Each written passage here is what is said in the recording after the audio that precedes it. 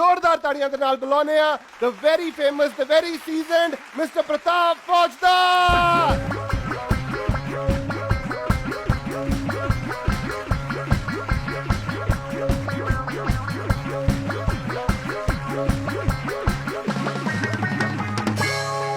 भाई सत श्री अकाल सत श्री अकाल। And copy to all. ये ओरिजिनल है। कैसा लग रहा है जी? बहुत बढ़िया सर, क्या स्मार्ट लग रहे हो। नहीं, मैं अपने बारे नहीं पूछ रहा हूँ, आप कैसे लग रहे हो?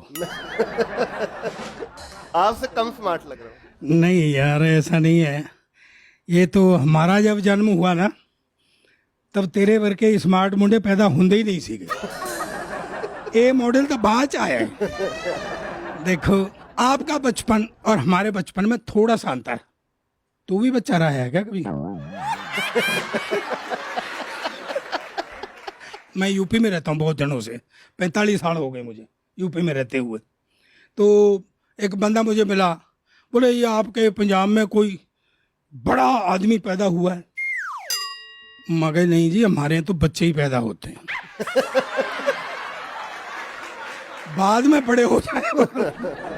पैदा बड़ा कोई नहीं हुआ, वो हो सकता है इधर हो जाता हूँ। तो मैं आपको ये बता रहा था, बचपन आपका और हमारा अंतर है। हाँ जी। अंतर ये है, हमारी पढ़ाई लिखाई तुम्हारी पढ़ाई लिखाई में अंतर है, सुविधाओं में अंतर है। तुमको सुविधा बहुत है, एसी बसें हो गई, एसी स्कूल हो गए। हमारे ज़माने में तो पैदल पैदल जाया करते थे। हालांकि मैं कभी पैदल नहीं गया, क्योंकि मुझे तो लेने के लिए मेरे हेड मास्टर साहब 4 हट्टे कट्ठे लड़के भेजा करते थे। 2 मेरी टांगें पकड़ते थे, 2 मेरे हाथ पकड़ते थे, सीधे स्कूल में जाके पटका करते थे। अच्छा, मैं भी हवाई जहाज का आनंद लेके जाया करता था। भाई सच में। अच्छा, ऐसा नहीं है, ये सीन आज भी आपको देखने को मिल जाएगा। मैं बस स्टैंड पर खड़ा हुआ था, 3-4 जने एक को ले जा रहे, वो छूट छूट के भागे, वो ले जा रहे, वो छूट छूट के भागे। मैंने कहा बेटा ये बच्चा स्कूल नहीं जा रहा होगा? वो बोले अंकल जी ये बच्चा नहीं मास्टर है।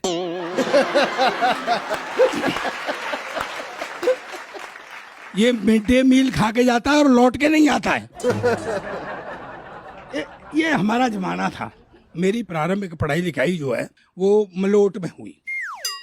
तो लंबी से हम जब जाया करते थे तो ज़्यादातर बस मिलेगी तो मिलेगी नहीं, बहुत दूर तक पैदल ही जाया करते थे।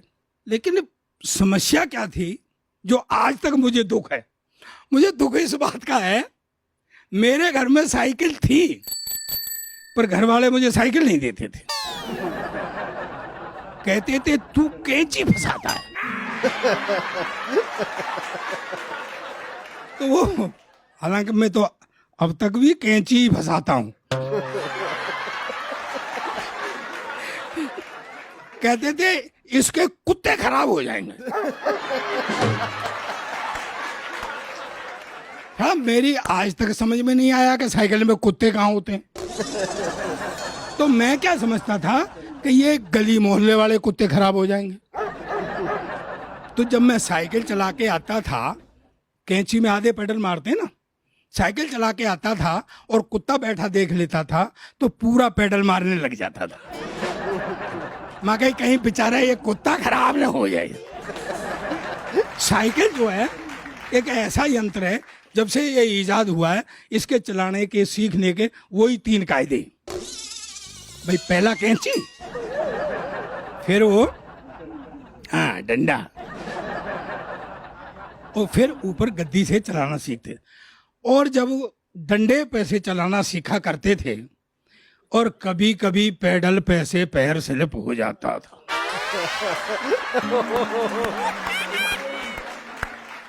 हाय हाय हाय हाय हाय हाय। 15 मिनट तो साइकिल ऐसे पड़ी रहती थी। आदमी साला नटवर लाल बन जाता था। हमारे एक मास्टर थे, बड़े कूटू किस्म के। जिस बच्चे को उन्हें कूटना होता था, पहले उसकी तरफ मुस्कुराते थे। फिर उसको खड़ा कर लेते थे और कठिन सवाल पूछते थे। जब नहीं बताता था तो कूटते, और ऐसे नहीं कूटते थे।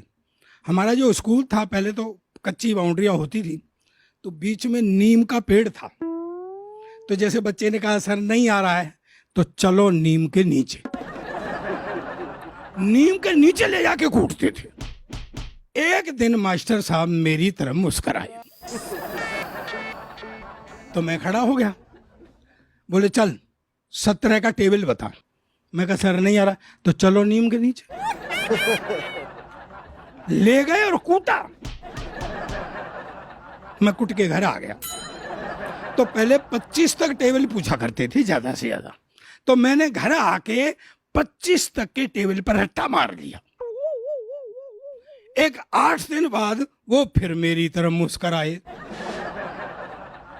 तो मैं भी उनकी तरफ मुस्कुरा दिया।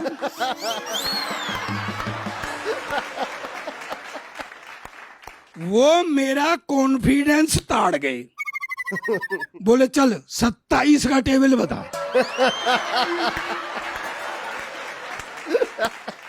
मैंने कहा सर नहीं, तो चलो नीम के नीचे।